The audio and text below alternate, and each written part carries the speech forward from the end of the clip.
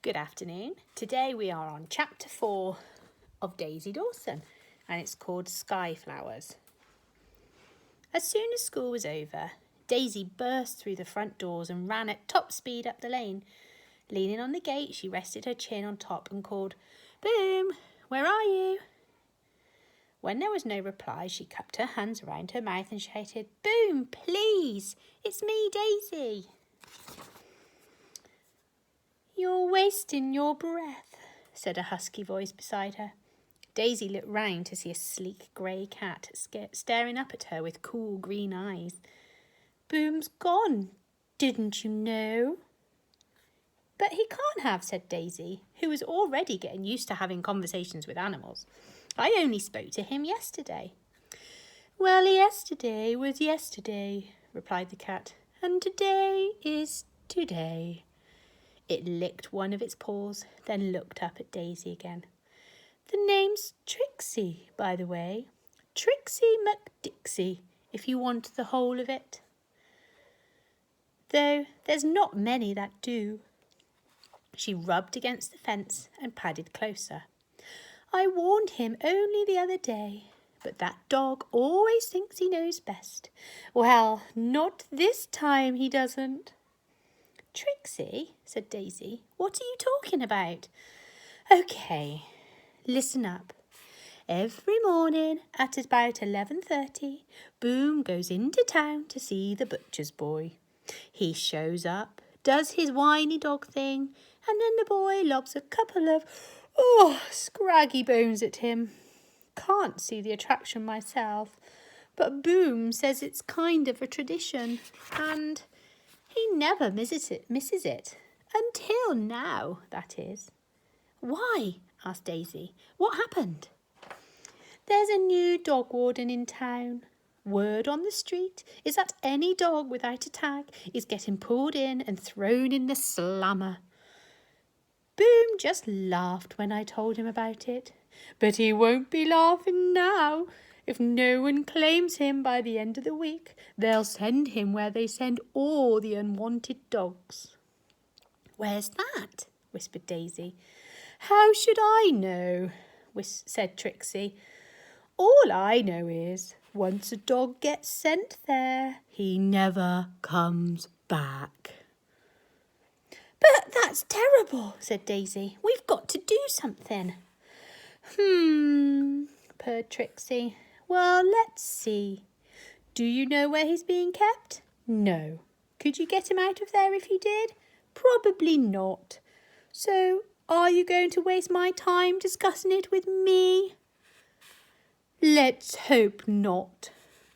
"You don't seem to care very much," said Daisy, getting cross. "I'm a cat," said Trixie.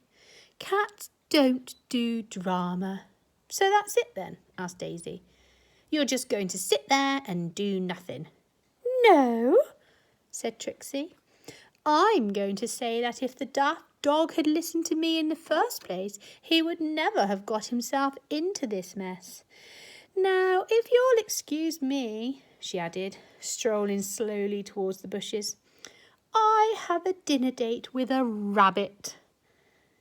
And with that, she disappeared into the undergrowth. The only sound was the gentle breeze rustling the leaves, and in the distance a sparrow singing songs about rain.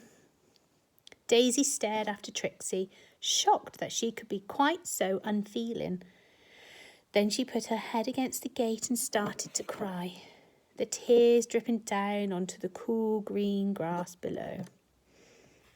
"Hush now, my poppet," said a soft voice. "Nothing's as bad as all that." Daisy lifted her head to find herself staring in the face of the white mare who lived in the field. "Oh," she said, "hello." She dried her eyes with the back of her hand and felt the horse's warm breath in her hair. "Who are you?" "My name's Meadowsweet," said the mare.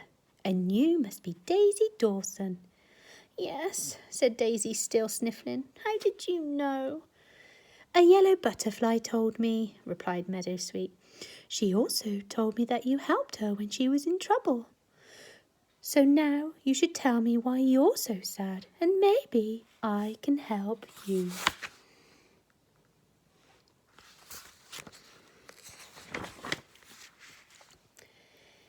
It isn't me that needs help, said Daisy sadly. It's Boom. Boom?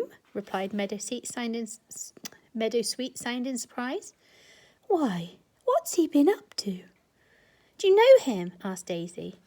Meadowsweet stamped her foot and whinnied loudly. Boom's lived here ever since he was born, she explained. He's always been so kind and thoughtful. Even as a puppy, when I got frightened by fireworks one evening, he told me to just think of them as sky flowers, and stayed up all night with me, making sure I was all right. I've never forgotten it. So what's happened? Daisy carefully recounted the story that Trixie had told her. When she finished, Meadowsweet leant over the gate and put her head against Daisy's cheek so that her warm breath tickled Daisy's ear. Don't you listen to that old sourpuss, she whinnied. Whatever happens, you and I will find a way to bring Boom home again. And that's the end of that chapter. That was a short one this time. And the next chapter we will do is called Mission Impossible.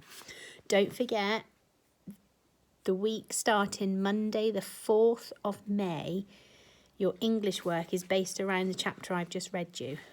And it's all about writing your own story.